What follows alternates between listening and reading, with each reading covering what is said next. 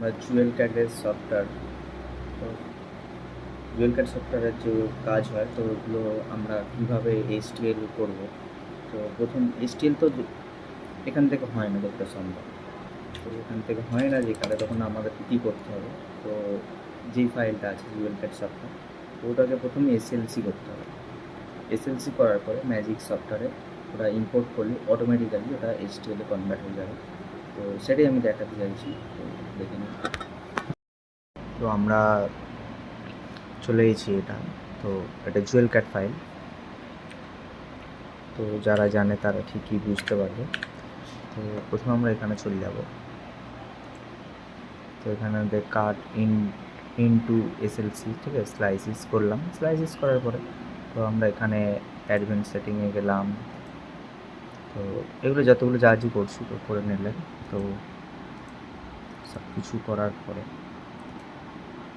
তো আপনি যেখানে ফাইল সেভ করতে চাইবেন, ডেস্কটপে আমি করলাম, ঠিক আছে, এসএলসি করে নিলাম। তো যা হোক একটা দিয়ে দিলাম ফাইলের নাম। তো এটা এসএলসি হয়ে যাচ্ছে, ঠিক আছে। তো এসএলসি হয়ে গেল। তো এটা আমি বুঝবো কী করে? এসএলসি ফাইল তো আমাদের ফোনে খুলবে না। তো তার জন্য আমরা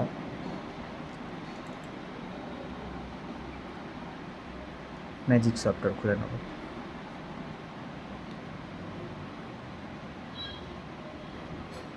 তো ম্যাজিক সফটওয়্যারে অটোমেটিক্যালি যে এসএলসি ফাইল আমি সেভ করে দিয়েছি, তো এটাকে ডাইরেক্ট আমরা এখানে দিয়ে দেবো।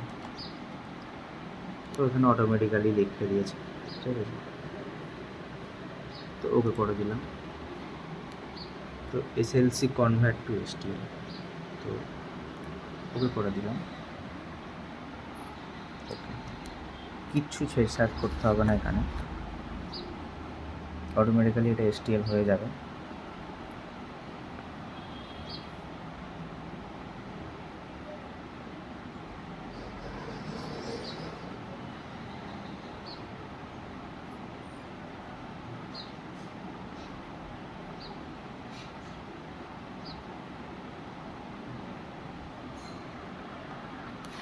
হয়ে গেছে, দেখে নিন।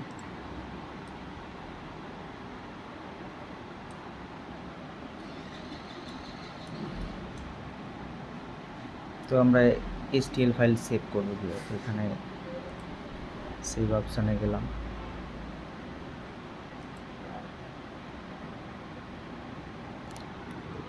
এইচটিএল, তো এটা আমরা ডেস্কটপে সেভ করব। তো আমাদের সেভ হয়ে গেছে, এইচটিএল ফাইল আমাদের সেভ হয়ে গেছে, দেখে নিন এইচটিএল ফাইল।